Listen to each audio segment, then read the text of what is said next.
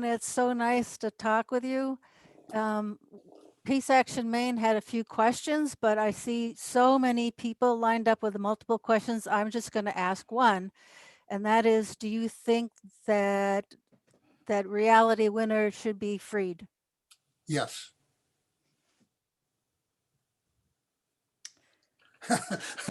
Just going to surprise you. I've been giving such long answers, but when you mentioned how many people are lined up, I was just, as I heard that, I was thinking, oh, I really got to shorten them here. But anyway, Martha, that is susceptible of a short answer. Yes. Well, Dan, a couple other people, they had questions about your thoughts on Edward Snowden and Julian Assange and Chelsea Manning.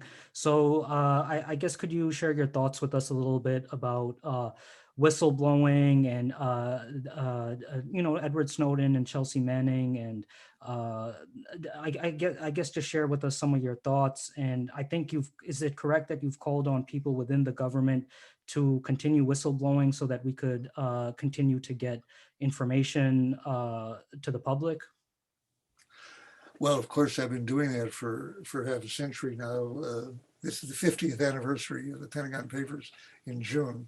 And I would say all that time I've been saying, and I learned to say it in the following way after a while: don't do what I did. Don't wait till the bombs are falling or another thousands of people have died.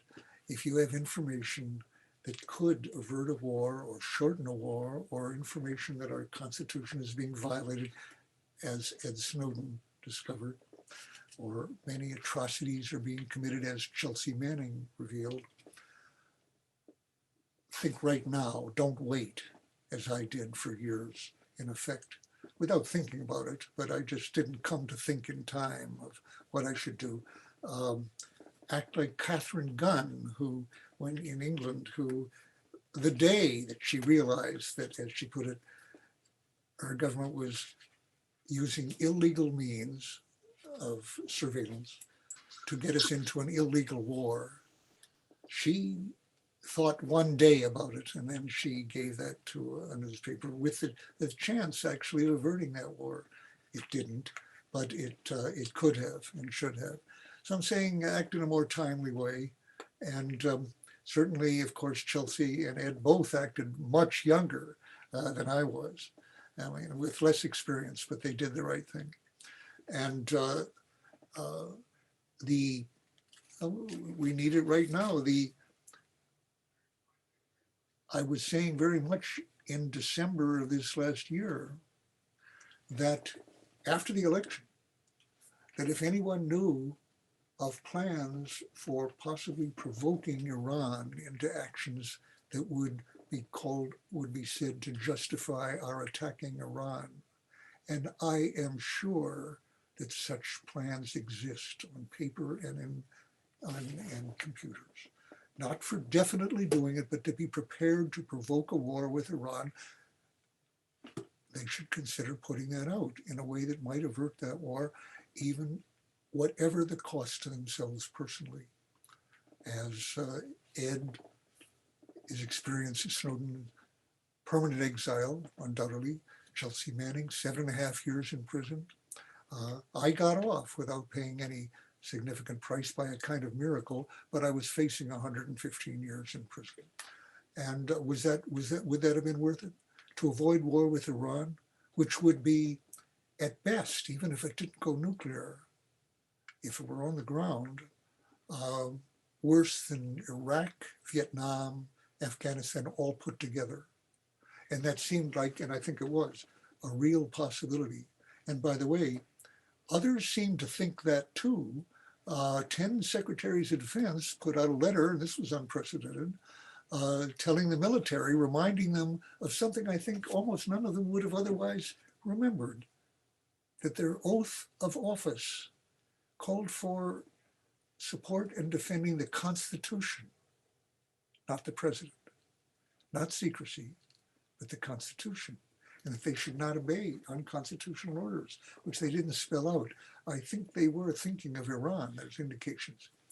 But we have not gotten one page of evidence of that. And I say that believing with high confidence that such pages were there to be revealed, and still are. And that the risk of war with Iran now seems enormously less now with Biden in. And yet this team of his, which people asked me about earlier, seem to be dragging their feet on getting back into that agreement, which could let it slip away, since Iranian elections are coming up and Iran has its hawks just as we do, who don't want that agreement. And to let that one get away because we won't lower the sanctions until they've done this or that would be inexcusable, and unfortunately not highly improbable. That's a terrible thing to say. Under Trump, of course, my worry was war. With Biden, not so much, but it would be inexcusable. He campaigned on getting back to that agreement, and yet, as we see, it's not assured. So we need whistleblowers. We'll always need them, and we need a lot more than we've had. We need more moral courage than we've seen from any of our officials other than Ed Snowden and Chelsea Manning and some other people who have made important revelations without revealing themselves, but not enough. And otherwise, moral courage in the sense of taking a risk in your own life to save other people's lives, the lives of, quote, others, not us, not we, them. To risk your life for them turns out for civilians to be very rare, and we need more of it.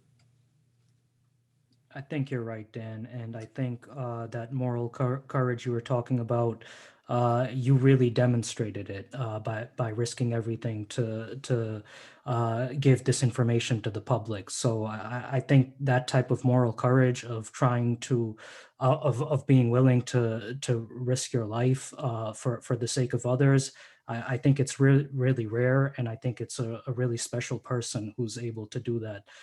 In the way you did, and Edward Snowden and Chelsea Manning. If I may say, I've never been convinced or shown really that the people who do that are special persons.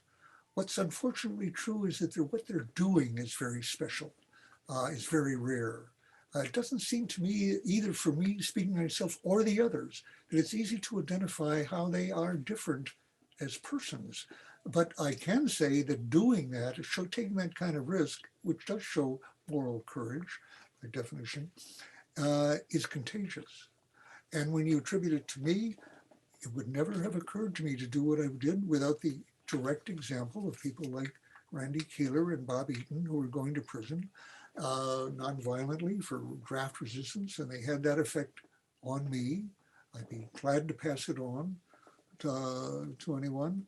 And really, people like, for example, the vets against the war in general, who had a very big impact on public opinion and so forth. In other words, were they all that different from their buddies who didn't throw their medals over the wall, who didn't take a risk with their careers? And you know, it's you do the right thing at a particular time. It makes me think of Kerry, who spoke for all those vets at the in May Day, testimony before Fulbright Committee, when he spoke to the atrocities that had been done in Vietnam by people like himself, and raised the famous question, you know, how can you ask a man to be the last man to die in a wrongful war? I forget if it was a lost war or something. Anyway, he hasn't always shown that same degree of moral courage later. Now, he's now in charge of climate, which is very good. I'm glad to see it. And I hope he remembers his past.